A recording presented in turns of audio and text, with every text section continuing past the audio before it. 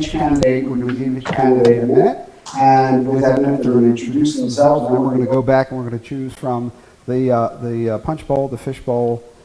I think it should have punch in it. And then we're going to ask questions. The candidates don't know the questions, and as I said, I just saw them minutes before we went to air. So first, we'd like to start with Incumbent. Please give us your district, Mr. Mike Percival, and introduce yourself to everybody. Oh, I'll get it. All right. So we're ready. All right. You want in front of Mike? All right, so we're all set. All right. Good evening, everybody. My name is Michael Perciful. I represent Hemet District 3, which is Central West Hemet. I've been first elected in 2016 and am looking to be reelected to continue to fight for the residents of Hemet and for the taxpayers of Hemet, to continue to focus on public safety, economic development, and quality of life within the city of Hemet. It's been a very difficult and challenging time, especially over the last several years with different state legislation that comes down that affects the city of Hemet and affects cities all over the state of California. So again, Michael Perciful, representing District 3, looking to get reelected to continue that fight for the taxpayers and residents of District 3 and all of Hemet. Thank you, Michael. All right, thank you. Mr. Michael Percival. And again, I'll remind you of the question. Mike, what are your thoughts on the last budget, which was, you were obviously against it. It was passed by 3 of the 5 council members, Carly being the other council member against it. So what are your thoughts on that budget, and what are your thoughts on how the Measure U safety funds were utilized and affected? Thanks for that question. I think it's an excellent question. With the 2020-2021 budget, I did vote no on that budget because of several reasons. One, especially in today's anti-police mentality that's going around the nation, the budget defunded the police department. It took away funded positions that were not filled, so we didn't reduce staffing levels, but we defunded, basically taking away funded positions. Another part of the reason why I voted against that budget is because I signed on, when I got elected in 2016, I signed on to a resolution that said I would use that funding for public safety. Now, I want to be clear that the resolution that all the council members signed on to on that resolution was drafted by the same folks that put forth Measure U. So that same committee that brought forth Measure U and got it on the ballot, those folks are the ones that drafted up the Measure U resolution that all the council members signed on to. And so the second part of why I didn't vote for that budget and why I disagreed with it is because it didn't conform to that Measure U resolution that council signed on to. I made the comments to the city manager and said to him straight up, and this was at a council meeting, if you wanted this budget to pass unanimously, you should have come to council and had a discussion about the resolution that council signed on to. And then we could have had a discussion about utilizing Measure U funding for other projects. Public safety, in my opinion, is a broad spectrum. It's not just police and fire. Public safety is our streets, our sidewalks. We need to make sure that our community is in good repair, also coupled with police and fire. So those are the reasons why I didn't support that and continue to not support it. Excellent. Okay, thank you. To Ms. Carly Meyer. And again, just to refresh the audience, and Ms. Meyer, we know you were against it. And so question, Carly, is what are your thoughts on the last budget, which again was passed by 3, not the 2 here, of the city council members, and what are your thoughts on how Measure U funds, Measure U safety funds were utilized and affected? Everyone needs to understand that a budget is the policy that council members set. And when we pass a budget, we are putting our stamp of approval on how our city is going to be ran. With the budget that we just passed, we are the only city that I know of that passed a public safety tax that goes into our general fund, yes, but we still reduced public safety services. And with this budget, that is what was done. Station 5's fire station has been reduced to a paramedic station. It does not have fire suppression. And one of the top bullets on the Measure U plan that was sold to the public was to have an engine to have fire suppression on the east side of town. That's disappointing to our residents. I think that the residents in my district feel slighted because they pay a tax and they don't get to reap the benefits of the service, even though it was something that was promised. So you also want to talk about the public safety as far as the police department. We also unfunded positions in that department. And we cannot stand up there unanimously and say that we did not defund the police when in fact we did. This year our election is important, and getting everyone on board for how our city needs to operate this time is key. And our future in the city of Hemet is on the balances for this election. Thank you. And next, we're going to question Mr. Michael Percival. And again, Michael, many of the early release prisoners were brought here to Hemet. We're asking, what would you personally do to decrease the crime and homelessness issue, which is further exacerbated by this early release decision? Yeah, so great question. And there's a lot of myths about people being released and sent to Hemet. I've talked to city leaders up and down the state of California, not only city leaders, but real estate professionals up and down the state of California, and they're seeing the same problems. Now, I don't want to minimize any of the problems that we're seeing in Hemet with parolees and probationers and homelessness, because we have that and we have to deal with that. What I'm seeing is that a lot of these are policies that are coming down from the state level and being pushed and forced onto cities and local communities. And so for what Hemet can do is we've got to look at, one, we've got to be able to find resources to be able to provide for a lot of these services that have been mentioned. The biggest thing is family involvement. If we've got to really look into the root of a lot of these problems, and I think that if we can start focusing more on family and family dynamics, we're going to start to see a change and shift in behavior patterns, overall outlook in the city. It's difficult when you're dealing with somebody that's on the street. They've got substance abuse issues, they've got mental health issues that need to be dealt with, and it takes a lot of resources to deal with that. And if we can get nonprofit organizations to partner, do a public-private partnership with the city to be able to provide some of those resources to get down, because ultimately the people have, these people that are on the streets have the right to choose to live there because they want to. And it's difficult, and like one of the other candidates had mentioned, is that getting them, you have to build trust to get to these people to help get them off the streets. They have to want to, because being on the streets itself is not a crime. But some of the activities that go along with it is criminal. Thank you. And do I walk in a stately manner? Do I look really good when I walk over this thing? I think I should just stay over there. And of course, last but not least, Mr. Joe Mills. And Joe, let me rephrase repose the question to you again. Many early release prisoners were brought here to Hemet.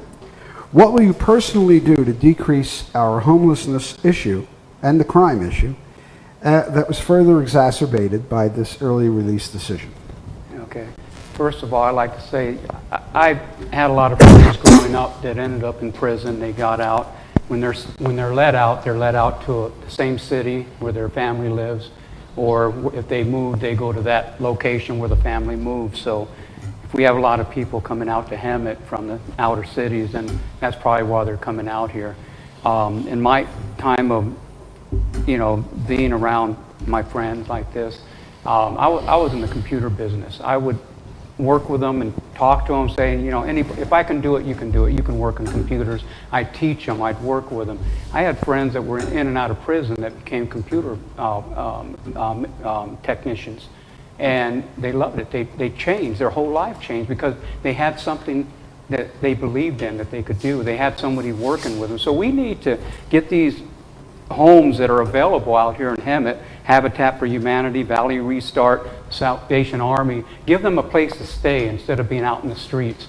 Right now, we're told that Salvation Army can't house any of these homeless people because they're not in the city or the zoning or something's wrong. And the same thing with Valley Restart. They can't add any more beds because they're in the wrong zoning area. So first thing I would do is look at all the laws we have, look at the zoning, you know, where these groups are located, and try to rezone it or give them the ability to put more beds in, so we have the homeless people that can stay in these facilities. And then I try to get some programs working for them. We have an empty lot right around the American Legion. You know, I'm the commander of the American Legion. We've helped a lot of homeless people, and we put them in homes. We work with companies like Empire Mobility. We work with Clover Lane that helps us finance these people, get them into a home or an apartment, and we've helped a lot. And I think we can do the same thing with the average citizen. They don't have to be a veteran. We should be able to help them. So. Got it. Excellent. Thank you. And again, to all of you, thank you for that round of questioning. And we're going to start our third and final question. And I'm going to dig in here. And the question is first going to be posed to Mr. Malcolm Lilienthal, and it goes as follows. And again, this last one is I don't want to say loaded, but it's a little longer worded, so bear with me, and I will repeat it. Hemet has a hard time attracting lucrative and big-name businesses to invest here, and an even harder time inspiring them to stay. As we do, the many small businesses also give up before they can get through the rigorous challenges the city of Hemet imposes on them in trying to open their businesses here. What will you do to streamline this process and to make it easier and more attractive to businesses, both large and small? Well, I thought it'd be a good idea to have this might sound a little silly, but what would it be like to have a binder created that went from your idea to your doors are open? So it's like, you know, you open the binder, it's like, okay, so what's your idea, what's your vision statement, what's your mission statement? Okay, so then you turn the page, it's like, okay, let's open up a bank account here, and then you have a list of different banks and people that they could make appointments with to you know, fight for their accounts or whatever. And then you move down, and then it's like, okay, do you need a license for this? Realtors for buildings and things, and just like kind of like a binder that kind of walks a person through all the steps, so they're not going back and forth to the city and then finding out because they opened their doors that they were missing a license here or something there, that if they followed the binder and got to the end, they're in compliance. And I think that would streamline people for small businesses, and then also the big businesses could also get the binder too. I think the binder it would have a cost to it because it has to be created and then maintained. So obviously it'll have a cost to it, but I think that having something like that would streamline businesses coming in and small businesses, because people have, you know, ideas and they want entrepreneurship and they would like to start a business here in Hemet. So I think Hemet supporting their constituents and the people who live in Hemet to go for their dreams, I think that would show like, hey, go for it, you know? So I think that would help. Excellent. Thank you. And same question is going to be posed to. I swear I'm going to drag you all the way over there. He thinks I'm cute. Where am I? But I want to make sure. Okay, so just make sure everybody, don't look at me, look at the camera eye, and I'll get over. How's this? You want me over here? Is that good? Get some super glue to keep you there. Give me a microphone. She gets too hungry from now. I'm sorry. Okay, so the same question number 3 is going to go to Mr. Joe Males. Joe, I will ask you the question again. See if I can keep my teeth in to pronounce everything correctly. Hammett has a hard time attracting lucrative and big-name businesses to invest here, and an even harder time inspiring them to stay. For the many small businesses also give up before they can get through the rigorous challenges of the city of Hammett imposes on them in trying to open their businesses here. What will you do to streamline this process and make it easier and more attractive to businesses both large and small? Well, first of all, in order to bring business in, we have to have a city that people want to come to. And with the homeless and the drugs going on and the break-ins of buildings, of businesses, we can't do that.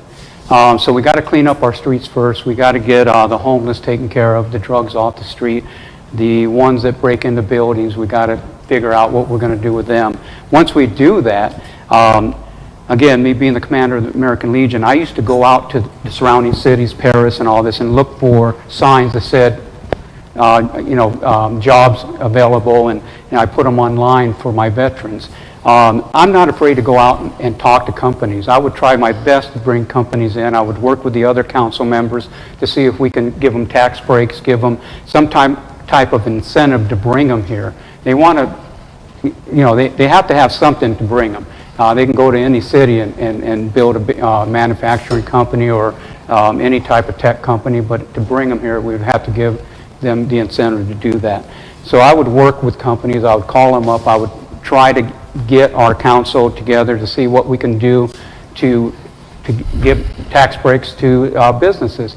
And then I would actually try to go to the high schools, people in graduating, letting them know that we're going to bring business in. They need to try to get some type of more of an education in a city college or something, or in a tech college.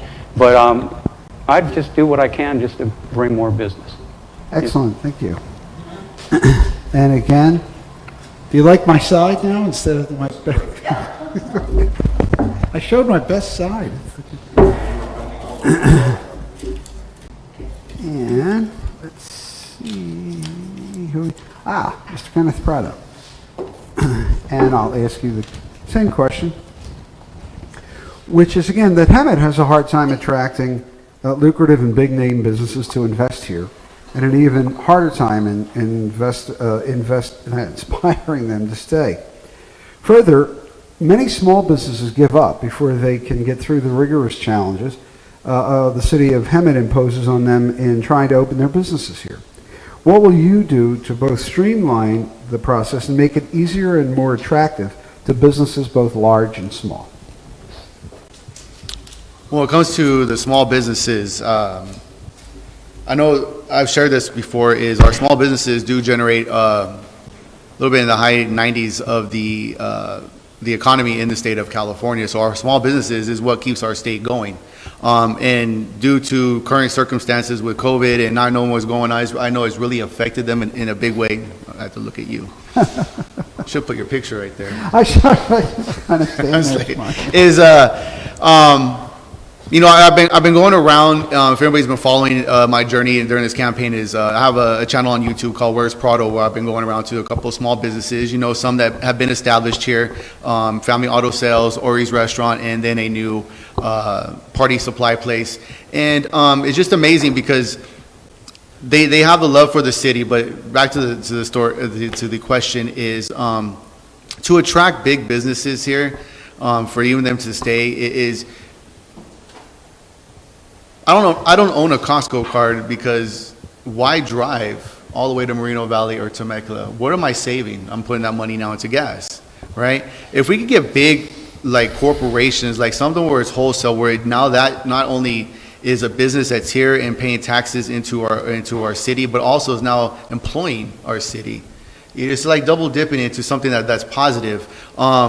I've always had like to push maybe opening a private institution, where it deals with, you talk about crime and convicts being released into our society, or someplace like that also generates money into our society. So people come and go, and I think that the end date is the biggest thing is the transportation issue. We have lack of transportation. It takes 20 to 30 minutes just to get out of our city in any direction. We need better highways, byways, something that is easier for us to access to get out of here and that's more well taken care of for us. And it comes down to working with maybe even RTA, or reopening the old train, railroad, the ties. I know, Carly, I read that you're working on something before with that. It's just, those are things I think this city really needs. We need to keep on pushing and moving forward and not being stuck in the past. Excellent, thank you. And I'm going to ask the question again. Let's see who we have next. Is Ms. Carly Meyer. And Ms. Meyer, again, Hemet has had a hard time attracting lucrative and big-name businesses to invest here, and an even harder time inspiring them to stay, as you know. Further, many small businesses give up before they can get through the rigorous challenges the city of Hemet imposes on them in trying to open businesses here. So the question is simply, what will you do to streamline this process and to make it easier and more attractive to businesses, both large and small? Well, first of all, our city does need to roll out some sort of one-stop shop at our permits desk, at our development desk, so that when businesses are ready to come to town, that we roll out the carpet, because we need to provide more jobs and we do need more businesses. Another item on this is the support of these businesses, right? First of all, these businesses don't want homeless people. They don't want urine and feces on their front doorsteps. And that's a big problem that we have in our town. Some of us on council have asked for public restrooms, and there are none right now for homeless. And so where does that end up when the public bathrooms are locked? It's on their doorsteps. And so attracting businesses means being clean. And so there are things that we can do as a city to protect our businesses, and we need to step up to the plate. And last but not least is the involvement of the citizens. I mean, we cannot forget the fact that these places stay in business because of us. It's because where we decide to spend our money. If we're going to drive out of town and take our business out of town, then the businesses will close up. So when we have new businesses in town, please be aware of who is opening and try to support them. I know many of us are on limited incomes, but regardless, if you choose to spend your money, spend it local. That will keep businesses in town. Thank you. And we've got two more names. And Mr. V, we're going to ask you the same question. And again, the question is that Hemet has had a hard time attracting lucrative and big-name businesses to invest here, and an even harder time inspiring them to stay here. Further, many small businesses give up before they can get through the rigorous challenges the city of Hemet imposes on small businesses trying to open their businesses here. What will you do to streamline this process and make it easier and more attractive to businesses, both large and small? Thank you for the question. I don't think that businesses would need any inspiring if they're making money. And I think to increase the cash flow, the money going around in Hemet, we should increase our population. That only makes sense. The more people we have, the more money that's going around. There are some barriers to why we can't increase our population. One of those barriers is a stable water source. If we bring more people in, we have to make sure that we can give them water to drink, take showers, run the sink, whatever it is. So that's the number one. We need to figure out how we can get more water into Hemet. Number two is bringing more people into Hemet. We need to improve our public transport. One of the immediate short-term goals that seems feasible for the city is to at least make a Greyhound system. A lot of people go outside of Hemet to work, to Menifee and other places. People should have an easy way to get into Hemet. And on that, for a long-term goal, I think, as Mr. Prado had mentioned, 10, 20, 30 years from now, I don't think it's unreasonable for us to see a train station in Hemet. If we look at Menifee, first there was a lot of traffic, and that traffic turned into more developed roads. And after that, a bunch of shops just came out of nowhere. I see the same thing happening in Hemet. First there's more traffic, now we've redone the roads, and there's a variety of new businesses, Habit Burger Grill, Blaze Pizza, and in the future I do see a train station. Excellent, thank you. And when I'm interested in increasing the population, I just can't find anything. Anyway, so we have last person to ask a question, Mr. Michael Percival. And same question, Michael. Hemet has had a hard time attracting lucrative and big-name businesses to invest here, and an even harder time inspiring them to stay. Further, many small businesses give up before they can get through the rigorous challenges the city of Hemet imposes on those businesses in trying to open their businesses here. What will you do to streamline the process and make it easier and more attractive to businesses, both large and small?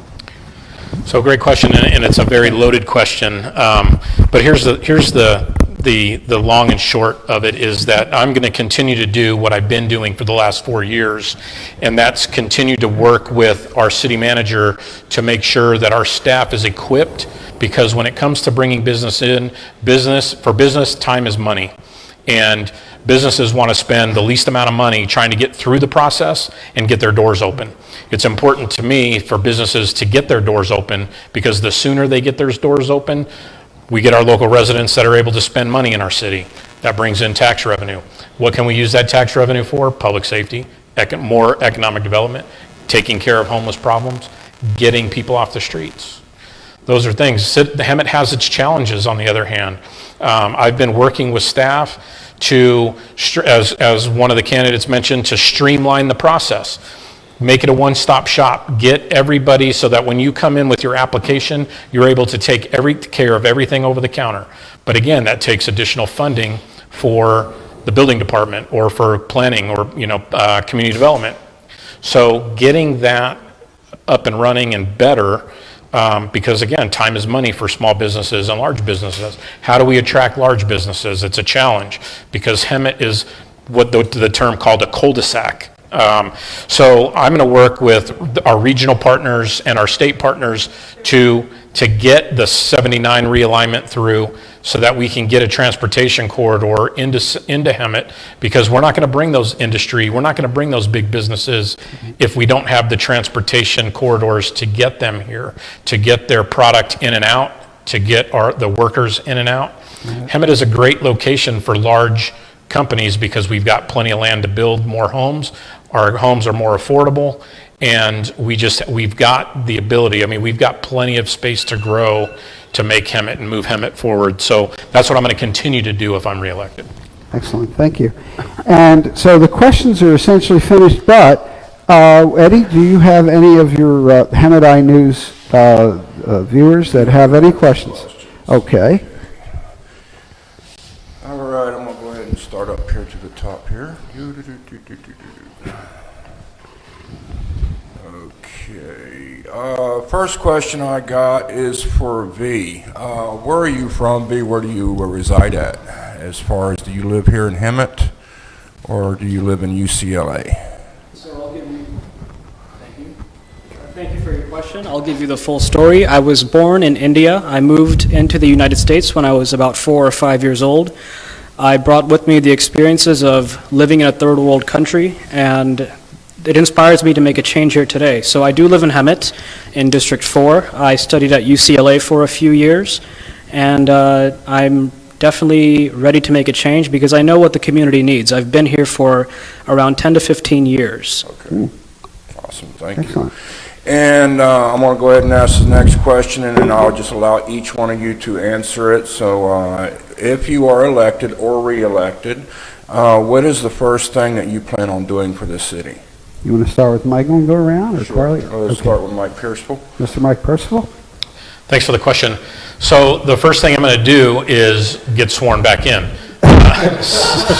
Secondly, hey, listen, we got to keep it light, right? So secondly, I'm going to continue to do what I'm doing now, and that's continue to push staff to make staff accountable, to make staff held to a higher standard, to bring up that, continue to bring up that professionalism, to continue to push for consolidation in the planning and development, community development department, so that businesses, we can attract businesses. I want to make sure that we can properly fund so that we can have personnel that can be able to handle that influx of permits that need to get through, so that people can get through the process, get homes built, get businesses opened, and continue that push forward. Excellent, thank you. And then Mr. Kenneth Prada? Yes, sir. If you are elected as city council, what would be the first thing that you will do for the city and the people?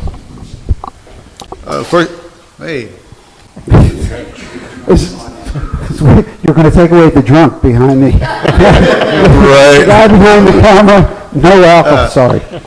One of the first things I would do is just continue to build off what has already been established in our city with the council members that are already there, those that are getting reelected, and hearing more of the voice of the people of the city of Hemet.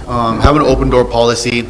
One of the things I think that is lacking now is, due to everything going on, I never hear from anyone like on a personal level. With all the technology we have, you see our governor, you see the mayor of LA reaching out to their people on a weekly basis, talking to them, current events, what's going on. I would like to do something like that, where we're able to use technology and social media from our elected officials to speak to those that you represent on a weekly basis. Thank you. Thank you. And next to Mr. Malcolm Lilienthal. Same question. What will you do, first thing you will do when elected? First thing I want to do is create a mission and vision statement. Okay. I want to make sure that Hemet has a direction. And when you talk as far as a direction, what type of direction would you take Hemet to? Well, how about create employment and opportunity, attract investment into Hemet, foster business growth in Hemet, strengthen business relationships, maximize the impact of Hemet on the county, reduce economic inequalities, improve neighborhoods, improve good relations, reduce inequalities with regards to that, and then enable active, healthy, and empowered citizens. Similar to how he was saying, speaking to the citizens and staying connected like that. Support and care for people who face multiple challenges, support for our younger people. The list goes on. I have like a whole plan, as soon as I get in, everybody's gonna know like this entire thing that I dream that I have for Hemet, because I see Hemet as a place where people can, it's like, let's get back to where, we were community, and it was community involvement, and we hung out at the parks together, and at least these are the stories I hear from the other people, that people were just connected like that, and like, let's get back to that, and I think that is a good thing, and I think it's healthy for people. Excellent. See, you thought you were going to catch him. He had a whole list. He was going to No, he was prepared. All right, we're here at Joe Mails, Mr. Joe Mails. and I did say your name right. I'm sorry? I did say your name right. What's the first thing? It's Joe Mail. M-A-L-E-S. Well, first thing I'm going to do when I get into office, I'm going to work with my peers to figure out what we can do to get this city going, get the city to be more robust, to bring business in. I'm going to learn the system. I'm a fast learner. Everything I get involved in, I learn it, I figure it out. I'm a doer. You give me a situation, and I'll get it. I'll take care of it. But I want to work primarily on getting the homeless off the street and the drug situation taken care of. But again, the first thing I'll do is get together with my peers and learn the system. Excellent. And the next question to Mr. V. Same question, rather. What's the first thing you're going to do when you're elected? Very interesting question, thank you. First and foremost, I would advocate a penny tax. We already have a penny tax in Hemet. It's called Measure U. It generates around $10 to $11 million of revenue per year. And I want to add another penny to it. If you're buying a cheeseburger, you'll just pay $1.01. It's not that much, but it would help the city out very much. It'll help out the city. The reason why this is important is because we have a lot of more people coming into Hemet, and our current budget can only support so many people. So we need to increase our revenue so that we can provide more services to all the traffic that's been coming into Hemet lately. So another penny tax would bring in around 10 to $11 million of revenue for the city. I would use that towards the homeless, senior citizens, and children. For the plans that I have to at least build a homeless shelter in Hemet, I predict that out of that 10 or 11 million, 2 million would suffice for the programs I have in mind. The remaining can most definitely fund the ideas that Mr. Lilenthial had. So with that, if the community has any input for the people here, you can always email me at my website. Excellent, thank you. And Ms. Carly Meyer, last but not least, same question. What's the first thing you're going to do when you're reelected? Oh, wow, this is an exciting question. Are you sure you really want to know? Because I've posted quite a list. Uh-oh. The first thing that we will address, if our council majority, if the people decide that they want their council majority to be changed, will be to reevaluate our attorney services. Our council majority gave 2 raises this year to our city attorney, and he's getting, or should I say, he received at least $2.1 million this last fiscal year. A city our size, that's outrageous. And it needs to be looked at, and there needs to be change. We've talked about it for years, but nobody votes the way that we talk. So I promise that that will be my first job if you change our council majority. And can I ask you, Carly Meyer, where do you think this $2-point-something million is coming from? What part of the funds? Do you think it may be coming from any of the Measure U money? Oh, no. The $2.1 million is taken from all the other needs in our town. So if people complain that our streets aren't done, or people complain about, not having enough code enforcement officers, everything that is not Measure U is being funneled to the attorney. Gotcha. $2.1 million is a large amount for a $50 million budget. All right, I'm going to start the next question off with you, Carly Meyer. Next question is about the Measure U budget and everything. Do you feel that the Measure U should be going towards only the public safety and not for street paving and street repairing? The Measure U money was passed and is a general tax. The council promised the citizens that the Measure U money would be used for public safety. What never has been done, the council has never been given the task to make or approve any Measure U plan. That needs to be done. I think that words need to be defined, because what is public safety to you? And what is public safety to someone else? There are many things in our city, many items that need to be addressed that are public safety items. So the council needs to address that. Okay. And if I just may, just very quickly, since we have the 2 incumbents and the 2 that voted against it, which I think was wonderful, I would just ask, do you, and I'm going to ask Mike Percival the same thing, but I would just ask, do you think that the problem with Measure U is Measure U, that it should never have been implemented, or do you think it's more to the point that the way the monies are utilized? I think it's all about accountability. It's all about accountability. If we vote, if the citizens vote, of our city, over 61% of the citizens voted for Measure U. So that's an affirmative vote from 61% of the people with what we promised. And so those citizens, their votes need to be honored. And I'm just going to take this and run quickly. No, I'm not going to run. So you want me to answer that same question? Yes, sir, please. Maybe if the After you pick up your... the battery didn't fall out. No, I believe I still have another microphone. Do we have mic audio in there? Okay. So yeah, there's accountability as part of that, and there needs to be a broad discussion from council, because council sets policy. And there needs to be that discussion and the plan, and going to the plan about public safety. Do I think Measure U money should be spent on repaving roads? No. There's other funds available for that, and those funds are utilized for that. But public safety there's a broad spectrum of what public safety is, and it does have a specific, so we need to have some definitions on what that public safety is. Public safety is again, it's a broad spectrum. It's keeping the public safe, not just against the criminal element, but there's other aspects there's traffic safety. That's part of public safety. There's pedestrian safety. It's all part of public safety. So we need to look at that, and the resolution that the council signed on to talks about where that money is acceptably spent.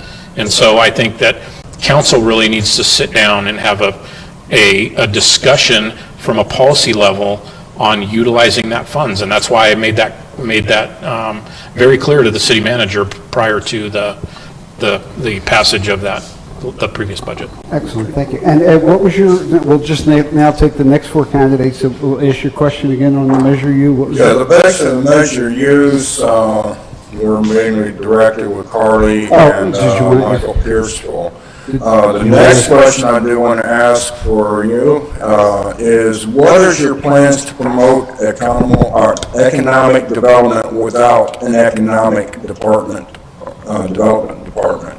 This is Kenneth Barrow. And that's from Veronica. Providing development without a development department. Okay. Development department. We have a community development department, so it's not something that we have to make up. So that is first off. Secondly, as council members, even though we may not be part of the operational section of that department, Mike and I have gone to LA, we've met with different developers, and we try to bring businesses in town as we get connections. And so that is kind of on the side, things that you do, creating good public relations. And thirdly, who Hemet is, you are who Hemet is. You are making Hemet. Every one of you watching this, you are the citizens of Hemet. Why does everyone want to go to Disneyland? Because it's the happiest place on earth. We need to change the narrative of who Hemet is. We need to stop the hate and work together. And I think that we can do that, and now's the time. Excellent. And Michael, did you want to tackle that? Are you mic'd, or you want me to? Yeah, no, Carly's right on. We've gone to LA to meet with developers. We've gone to Las Vegas to go to ICSC, which is the International Conference of Shopping Centers, to get businesses to come to Hemet. But she's absolutely correct when she talks about you being Hemet. Every person that lives and works in this community is Hemet. And so one of the biggest challenges that I've seen to get business to want to come here is that if you've got some business professional that's looking to relocate a business or put a business in another location or start up another location, what's the first thing they do? They go online and they start researching. They do research on different cities, different communities to find out where they want to go. They look at demographics. They look at the economics of a city. They also look at what people are saying on social media about that city. And if all people are doing is complaining about Hemet, there's homelessness, there's drugs. Yeah, does Hemet have that? Yeah, but so does every city in America. Do we have it as bad as others? No. Do we have it? Yeah. But do we have it bad? No. Compared to other cities, we don't have it that bad. And so these businesses look at this, and that's when, we need to start changing the narrative about Hemet. People go to Disneyland because it is happy. It's a destination. We need to make Hemet a destination. And we've got plenty of places around Hemet to make it a destination. Good answer. Now, question from Erica London. How will you use your position to make tangible changes to what our city can use existing organizations to focus on at-risk youth that are not yet committing sophisticated and serious crimes? And you want to start with me? Yes, and then just pass the mic to each other. I think it starts in the home. So it starts in the home with the family. And then it's transferred then from the family to the schools, because kids, when we're not in the COVID environment, when kids are in schools, they're learning from their teachers, they're learning from their peers. So that's the first step. And when I first got on council, I heard an astonishing statistic is that in California, the California Department of Corrections and Rehabilitation looks at reading level of second graders to determine 20 years from now what their prison size needs to be. We need to fix that. That is a huge problem. I think it's very important that we get our kids educated, starting at home, parent engagement with their students when their kids are having difficulty. The parents need to be there. Mom or dad, but it starts at home, goes into the schools, because as these kids grow, they're going to bring that with them. Thank you. All right, next, we're going to bring our incumbent, local real estate agent, and a veteran in District 3. I'm over here. Mr. Michael Percival.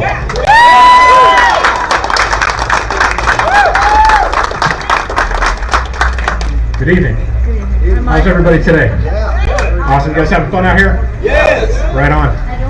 So my name is Michael Perciful. I am, like Dave mentioned, the incumbent running for District 3. But before I get into that, let's be real. These guys are all firefighters because everybody loves a good firefighter, right? With that, I want to thank these guys for their support for me. They know what my position has always been when it comes to public sector unions, but I support these guys because these guys support our community. And I vowed to them that when I first got elected in 2016, that I would fight for the Hemet Fire Department and make sure that the Hemet Fire Department would not leave and be contracted out with CAL FIRE like what was attempted to happen several years before I got elected. So I vow to that still to this day, that if I get reelected, I'm not going to let these guys go anywhere. So unfortunately, they're stuck. They're stuck. But enough about that. Enough about that. What's most important for me is that I continue to fight for this community, for the city of Hemet, for the residents of Hemet. I've been a resident of Hemet now 20 years. I've got 2 grown boys who both graduated from West Valley High School. And I now have 2 granddaughters that I want to see, as Joe mentioned, grow up in a safe community, and I want to see that for my grandkids also. I don't have near as many as Joe does, but we're working on it. I'm having a conversation with my boys. So with that, so I'm in it for this community. Again, I want this community to stay safe, to be safe. It's difficult at a city council level with all the pressures that we have to deal with coming from the state of California.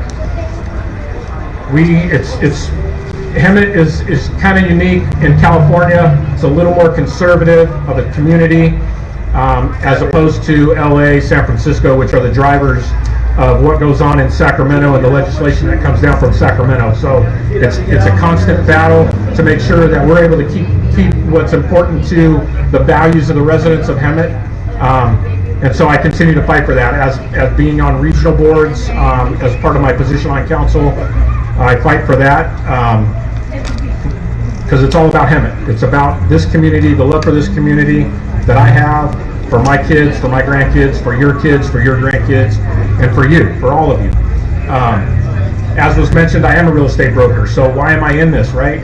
Well, if property values, I mean, everybody lives in a house, whether you're a homeowner, a property owner, or a tenant, you live in a house. And so it's important for me to be able to bring my background and knowledge in real estate to protect you and your investment in your home and the value that you bring to this community.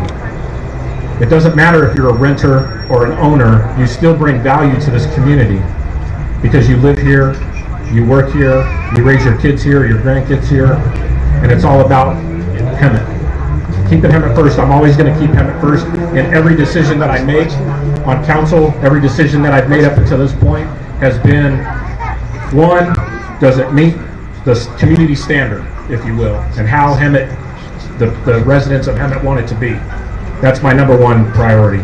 The next priority when I make a decision on Hemet, does it fall, especially when it comes to the budget, does it fall in line with the values of this community?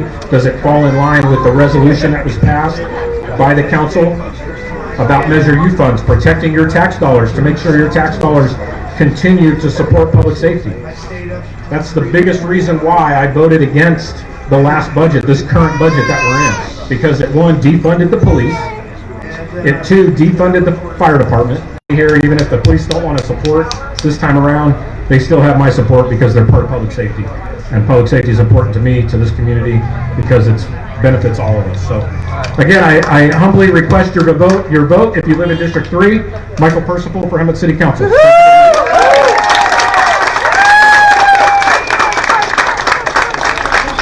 All right, thank you, Michael. One more round of applause. Mike Percival.